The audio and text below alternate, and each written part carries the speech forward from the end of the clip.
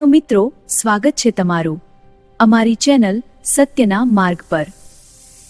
જય શ્રી કૃષ્ણ મિત્રો, તમારું સ્વાગત છે। કહેવાય છે કે પવિત્ર પુરુષોત્તમ માસમાં સાચા હૃદયથી કરેલી ભક્તિ અને પ્રભુ પર રાખેલો અતૂટ ભરોસો માણસનું આખું ભાગ્ય બદલી નાખે છે। આ આખા પાવન મહિના દરમિયાન જપ, તપ, વ્રત, ઉપવાસ, દાન, ધર્મ અને કથા શ્રવણ કરવાનો સમય માનવામાં આવે છે। મિત્રો, અત્યારે અધિક માસ પુરુષોત્તમ માસમાં આપણે સંપૂર્ણ પુરુષોત્તમ માસની કથા સાંભળી રહ્યા છીએ। અગાઉના વિડીયોમાં આપણે દિવ્ય પુરુષોત્તમ માસનો બીજો અધ્યાય અને તેની અદ્ભુત વાર્તા સાંભળી હતી, જેને આપ સૌ ભક્તોએ ભારે સ્નેહ આપ્યો હતો। તે પુણ્યશાળી પર્વને આગળ વધારતા આજના વિશેષ વિડીયોમાં આપણે પુરુષોત્તમ માસનો ત્રીજો અધ્યાય મલમાસ કથાનો પ્રારંભ કરીશું અને સાથે જ સાંભળીશું આ દિવસની કથા વાર્તા, જેનું નામ છે શ્રદ્ધાના ફળની કથા। જો તમે ચેનલ પર નવા હોવ તો અમારી ચેનલને અત્યારે જ સબસ્ક્રાઇબ કરી લો, જેથી રોજરોજ અમારા નવા વિડીયો તમને સૌથી પહેલા મળે। ચાલો પ્રેમથી બોલો શ્રી પુરુષોત્તમ ભગવાનની જય। મંગલાચરણ। કૃષ્ણાય વાસુદેવાય હરે પરમાત્મને પ્રણત ક્લેશનાશાય ગોવિંદાય નમો નમઃ। પુરુષોત્તમ માસ, અધ્યાય 3 મલમાસની કથાનો પ્રારંભ। શૌનક ઋષિ અને નારદજીનો સંવાદ। શૌનક ઋષિ અને બીજા બધા મુનિઓ બોલ્યા, હે સૂતજી, ભગવાન નારાયણે નારદજીને જે પવિત્ર અને શુભ વાતો કહી હતી તે કૃપા કરીને અમને સંભળાવો। સૂતજી બોલ્યા, હે શ્રેષ્ઠ મુનિઓ, ભગવાન નારાયણની પાવન વાણી તમે સાંભળો। નારદજી સામે તેમણે જે વચનો કહ્યા હતા તે જ હું તમને સરળ રીતે કહું છું। ભગવાન શ્રીકૃષ્ણનો ક્રોધ અને અર્જુનની વિનંતી। શ્રી નારાયણે કહ્યું, હે દેવર્ષિ નારદ, ભક્તોના દુઃખ દૂર કરનારા ભગવાન શ્રીકૃષ્ણે રાજા યુધિષ્ઠિરને વનવાસમાં જે કથા કહી હતી તે જ હું તમને સંભળાવું છું। દુર્યોધને પાંડવોને કપટથી જુગારમાં હરાવી દીધા હતા।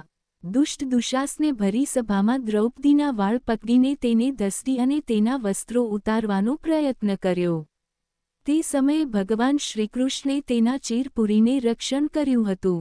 ત્યારપછી શરત પ્રમાણે પાંડવો પોતાનું રાજ્ય છોડીને 13 વર્ષ માટે કામ્યક વનમાં રહેવા ગયા હતા। ત્યાં બધા પાંડવો ભારે દુઃખ ભોગવી રહ્યા હતા।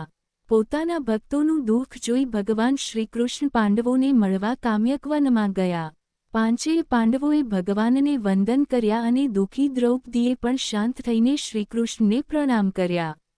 પાંડવોને આટલા બધા કષ્ટમાં જોઈને ભગવાન શ્રીકૃષ્ણને કૌરવો પર ભારે ક્રોધ આવ્યો અને તેમને થયું કે હું હમણાં જ કૌરવોનો નાશ કરી નાખું। ભગવાનનો આવો ગુસ્સો જોઈને આખું બ્રહ્માંડ ધ્રુજી ઉઠે તેવો માહોલ સર્જાયો। મહાન યોદ્ધા અર્જુન પણ ભગવાનનું આ રૌદ્ર રૂપ જોઈને કાંપવા લાગ્યો અને તેણે 2 હાથ જોડીને શ્રીકૃષ્ણની સ્તુતિ કરવાનું શરૂ કર્યું। અર્જુન બોલ્યો, હે શ્રીકૃષ્ણ, આપ જ સૃષ્ટિના પાલનહાર છો, આપ સર્વશક્તિમાન છો, કૃપા કરીને આપનો ક્રોધ શાંત કરો। મલમાસનો ઉદ્ભવ અને મહિમા। અર્જુનની આવી નમ્ર વિનંતી સાંભળીને ભગવાન શ્રીકૃષ્ણ શાંત થયા। ત્યારપછી પાંડવોએ જંગલના કંદમૂળ અને ફળો લાવીને ભગવાનનો આદર સત્કાર કર્યો। ભગવાન શ્રીકૃષ્ણ બોલ્યા, હે અર્જુન, હું પોતે ભગવાન હોવા છતાં સંસારના નિયમો મુજબ સુખ દુઃખ સહન કરી લઉં છું, પરંતુ મારા ભક્તો પર જો કોઈ દુઃખ આવે તો તે હું સહન કરી શકતો નથી। ભક્તોના કષ્ટો દૂર કરવા માટે હું યુગોયુગ અવતાર ધારણ કરું છું। ત્યારે અર્જુને પૂછ્યું, હે પ્રભુ, અમારા આ દુઃખોમાંથી બહાર નીકળવાનો કોઈ ઉપાય બતાવો। ત્યારે શ્રીકૃષ્ણ ભગવાને સરસ વાત કહી, હે અર્જુન, દરેક મનુષ્ય પોતાના કર્મોનું ફળ ભોગવવું જ પડે છે। આ ભવબંધનમાંથી મુક્ત થવા માટે માણસે તપ, જપ, વ્રત, ઉપવાસ, દાન, પુણ્ય અને પ્રભુની કથાઓનું શ્રવણ કરવું જોઈએ। થોડા જ સમયમાં પવિત્ર અધિક માસ આવી રહ્યો છે। આ મહિનામાં જો તમે પૂરી શ્રદ્ધાથી વ્રત, દાન અને પૂજા કરશો તો તેના પ્રભાવથી તમારું ગુમાવેલું રાજ્ય, વૈભવ અને સુખ શાંતિ બધું જ તમને પાછું મળી જશે। અર્જુને ફરીથી પૂછ્યું, હે પ્રભુ, અમે આ અધિક માસ વિશે કશું જાણતા નથી। આ મહિનો કઈ રીતે કરવો? તેનું પૂજન કેવી રીતે થાય અને તેનું ફળ શું મળે છે, તે અમને વિસ્તારથી જણાવો. શ્રીકૃષ્ણે કહ્યું, હે અર્જુન, વર્ષ, માસ, દિવસ, પ્રહર, ઘડી, પળ અને વિપળ એક કાળના ઘણા વિભાગો છે. સમુદ્ર, નદી, તળાવ, કૂવા, ઝરણા વગેરે જળના વિભાગો છે. આ બધા વિભાગોને તેમના દેવોની કૃપાથી સુખ મળતું હોય છે. સૃષ્ટિના સર્જનકાળથી આ ચાલ્યું આવતું હોય છે. એવામાં સંજોગવશ એક વધારાનો માસ ઉત્પન્ન થયો, પરંતુ આ માસના કોઈ અધિપતિ દેવ નહોતા. આથી લોકો આ માસને મલ માસ નામે ઓળખવા લાગ્યા. આ આખા મહિનામાં સૂર્ય પોતાની રાશિ બદલતો ન હોવાથી લોકો આ મહિનામાં કોઈ શુભ કાર્ય કરતા નહોતા અને આ મહિનાની ભારે નિંદા કરવા લાગ્યા. બધેથી પોતાની નિંદા સાંભળીને આ મહિનો સાવ ઉદાસ અને નિરાશ થઈ ગયો. આખું જગત આ મલ માસનો તિરસ્કાર કરવા લાગ્યો. આ મહિનામાં કોઈ મંગળ કાર્ય થતું ન હોવાથી લોકો તેને નકામો માસ ગણતા હતા. પોતાનો આવો તિરસ્કાર જોઈને મલમાસ ભારે દુઃખી થયો. તે દરેક દેવતાઓના શરણમાં ગયો પણ કોઈ દેવે તેને આશરો આપ્યો નહીં. છેવટે હારીને તે વૈકુંઠમાં ભગવાન શ્રી વિષ્ણુના શરણમાં પહોંચ્યો. ભગવાન વિષ્ણુના દિવ્ય દર્શન કરીને તે સીધો તેમના ચરણોમાં પડી ગયો અને રડતા રડતા તેણે લક્ષ્મીપતિ ભગવાન વિષ્ણુ સમક્ષ પોતાનું બધું જ દુઃખ કહી સંભળાવ્યું. શ્રી બ્રહ્મનારદીય પુરાણના પુરુષોત્તમ મહાત્મ્યનો મલ માસની કથાનો પ્રારંભ નામનો 3જો અધ્યાય અહીં સંપૂર્ણ થાય છે. શ્રદ્ધાના ફળની કથા, સુથાર અને સુથારણની વાર્તા. સુથાર દંપતીની ગરીબી અને શ્રદ્ધા. એક મોટું સુંદર નગર હતું. આ નગરમાં એક સુથાર અને તેની પત્ની સુથારણ રહેતા હતા. આ દંપતી સ્વભાવે ખૂબ જ દયાળુ, સંતોષી અને પ્રભુપરાયણ હતું, પરંતુ તેમના ઘરમાં ભારે દરિદ્રતા હતી.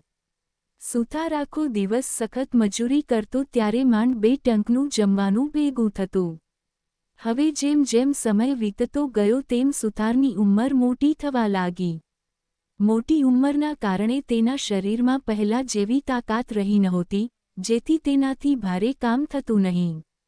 કામ ઓછું થવાને લીધે ઘરમાં અનાજની પણ તંગી વર્તાવા લાગી અને ગરીબી વધુ આકરી બનતી ગઈ. સુથારણ અવારનવાર ચિંતા કરતી પણ સુથાર હંમેશા ભગવાન પર ભરોસો રાખવાનું કહેતો. એક દિવસે નગરમાં એક જ્ઞાની કથાકાર મહારાજ પધાર્યા. ગામના ચોરે સુંદર કથાનું આયોજન થયું.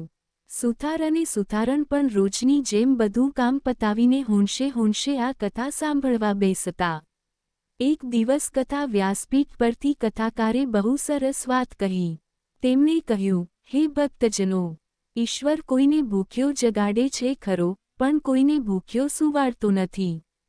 જે માણસ સંસારની બધી ચિંતાઓ છોડીને માત્ર પરમાત્મા પર અડગ ભરોસો રાખે છે, તેના જીવનના તમામ કષ્ટો પ્રભુ પલભરમાં દૂર કરે છે અને તેનો આલોક તથા પરલોક બંને સુધરી જાય છે. કથાકારના મુખેથી નીકળેલા આ વચનો સુથારના હૃદયમાં બરાબર વસી ગયા. તેનો ભગવાન પરનો વિશ્વાસ અગાઉ કરતાં પણ 100 ગણો મજબૂત થઈ ગયો. વ્રત અને કસોટી. એવામાં થોડા દિવસો પછી પવિત્ર અને પૂજનીય પુરુષોત્તમ માસ, અધિક માસનો પ્રારંભ થયો. કથાકાર મહારાજે પુરુષોત્તમ ભગવાનના મહિમાનું વર્ણન કરતા કહ્યું કે આ મહિનો પ્રભુની કૃપા મેળવવાનો સર્વશ્રેષ્ઠ સમય છે. આ દિવસોમાં જે કોઈ જીવ સવારે વહેલા ઉઠીને નદી કિનારે સ્નાન કરે છે, નિયમપૂર્વક વ્રત ઉપવાસ કરે છે અને પોતાની શક્તિ પ્રમાણે દાન પુણ્ય કરે છે, તેના પર પુરુષોત્તમ ભગવાન અતિ પ્રસન્ન થાય છે અને તેના ઘરના ભંડાર ભરી દે છે. આ સાંભળીને સુથાર અને સુથારણે પણ પવિત્ર પુરુષોત્તમ માસનું કઠિન વ્રત કરવાનો દ્રઢ સંકલ્પ કર્યો. ઘરમાં ગરીબી હોવા છતાં બંને જણા દરરોજ વહેલી સવારે બ્રહ્મ મુહૂર્તમાં ઉઠીને નદીએ સ્નાન કરવા જતા. આખો દિવસ પ્રભુનું નામ સ્મરણ કરતા અને શ્રદ્ધાપૂર્વક વ્રત રાખતા હતા. વ્રતના દિવસો ચાલતા હતા. તે દરમિયાન સુથાર રોજની જેમ જંગલના લાકડા કાપવા માટે ગયો. આખો દિવસ રખડ્યા પછી પણ તેને કોઈ સારું સૂકું લાકડું મળ્યું નહીં. તે થાકીને એક ઘટાદાર ઝાડ નીચે બેઠો. ત્યાં અચાનક તેની નજર એ ઝાડની એક ઊંડી બખોલ પર પડી. સુથારને નવીન લાગ્યું એટલે તેણે બખોલની અંદર હાથ નાખીને જોયું તો તેના હાથમાં એક જૂની પોટલી આવી.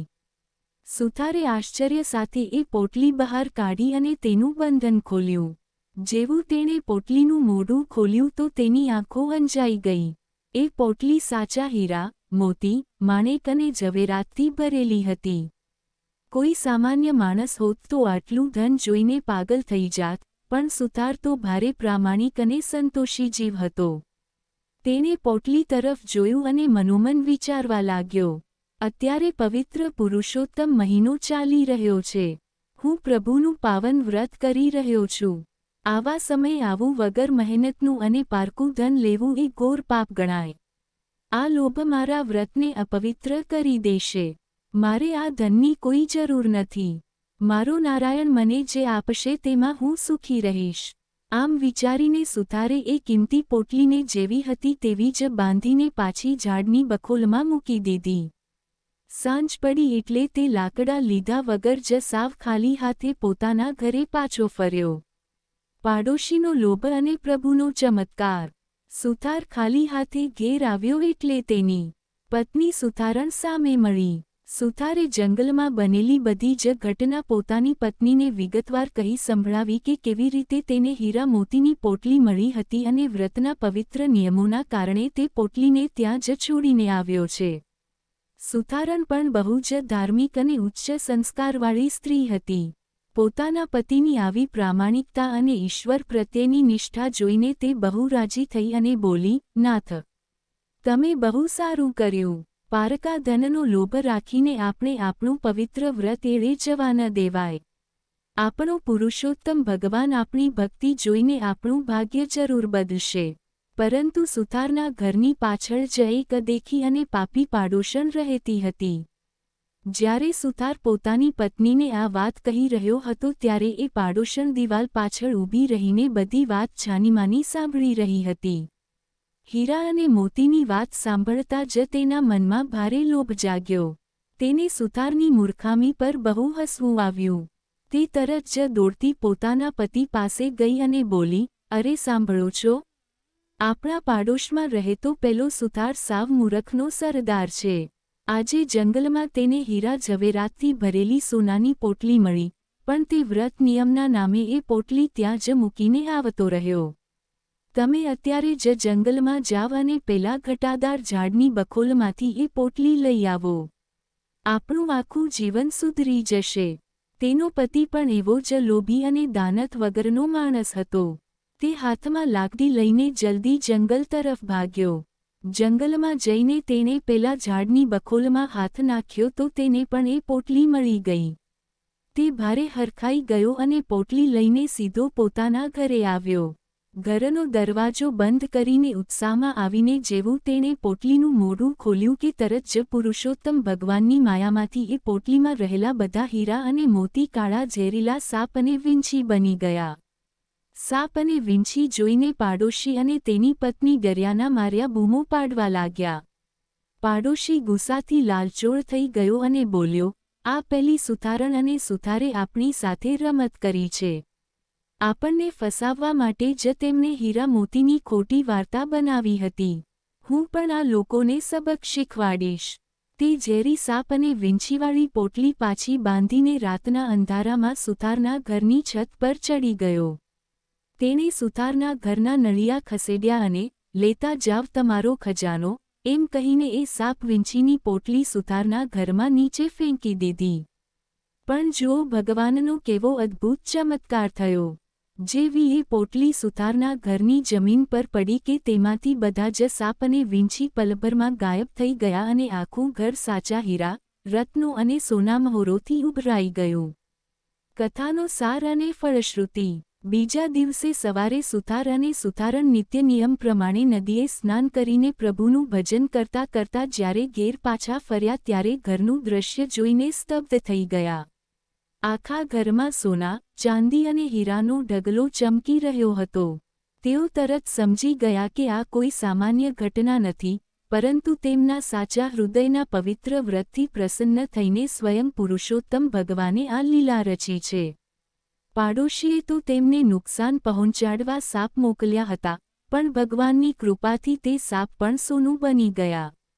સુથાર અને સુથારણે હાથ જોડીને પુરુષોત્તમ ભગવાનનો આભાર માન્યો. આટલું બધું ધન આવ્યા પછી પણ સુથારે ક્યારેય અહંકાર ન કર્યો.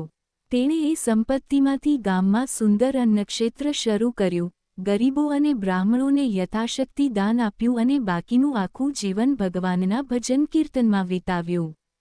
શ્રદ્ધાના ફળની કથા આપણને પરમ સત્ય સમજાવે છે કે નિસ્વાર્થ ભાવે કરેલી પ્રભુભક્તિ અને ઈશ્વર પરનો અડગ ભરોસો ક્યારેય ખાલી જતો નથી. આ વાર્તાનો મુખ્ય સાર એ છે કે પરમાત્મા હંમેશા માણસના મનનો ભાવ, તેની પ્રામાણિકતા અને સંતોષની કસોટી કરે છે. સુથાર અને સુથારણ અત્યંત ગરીબ હોવા છતાં જ્યારે જંગલમાં હીરા મોતીની પોટલી મળી ત્યારે તેમણે લોભ ન કર્યો. તેમણે વિચાર્યું કે પવિત્ર પુરુષોત્તમ માસના વ્રત દરમિયાન વગર મહેનતનું કે પારકું ધન લેવું એ પાપ છે. તેમની આ અદ્ભુત પ્રામાણિકતા અને પવિત્ર દાનત જોઈને ભગવાન તેમના પર રાજી થયા. બીજી તરફ આ વાર્તા લોભ અને ઈર્ષ્યાનું પરિણામ પણ બતાવે છે. અદેખા પાડોશીએ જ્યારે લાલચમાં આવીને એ જ પોટલી ચોરી ત્યારે ભગવાનની માયાથી તે સાપ અને વીંછી બની ગઈ. વળી, જ્યારે તેણે સુથારનું બુરું કરવા માટે એ પોટલી તેમના ઘરમાં ફેંકી ત્યારે પ્રભુકૃપાથી તે સાપ પણ સોનું બની ગયા.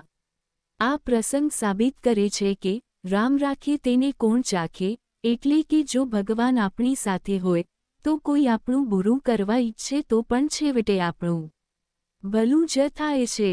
ટૂંકમાં, આ કથા આપણને શીખવે છે કે સુખ હોય કે દુઃખ, આપણે ક્યારેય નીતિ અને ધર્મનો માર્ગ છોડવો જોઈએ નહીં. જે લોકો સંપત્તિ પાછળ આંધળા થયા વગર ભગવાન પર પૂરો ભરોસો રાખે છે, તેને ઈશ્વર અંધાર્યું સુખ અને સમૃદ્ધિ આપે છે. આપણી દાનત સાચી હશે તો ભગવાન આપણી લાજ ક્યારેય જવા નહીં દે. તો શ્રોતા મિત્રો, જો આ કથા તમને ગમી હોય તો વિડીયોને એક લાઇક જરૂર કરી દેજો અને ચેનલ પર પહેલીવાર આવ્યા હોવ તો ચેનલને સબસ્ક્રાઇબ જરૂર કરી લેજો. કમેન્ટ બોક્સમાં પ્રેમથી જય શ્રી કૃષ્ણ અથવા શ્રી પુરુષોત્તમ ભગવાનની જય લવાનું ચૂકતા નહીં. પુરુષોત્તમ ભગવાન આપ સૌના જીવનમાં શ્રદ્ધા, સુખ અને સમૃદ્ધિ આપે તેવી જ પ્રભુના ચરણોમાં પ્રાર્થના. ફરી મળીશું આવતીકાલે પુરુષોત્તમ માસના એક નવા અધ્યાય સાથે. ત્યાં સુધી ધન્યવાદ. જય શ્રી કૃષ્ણ. પુરુષોત્તમ ભગવાનની જય.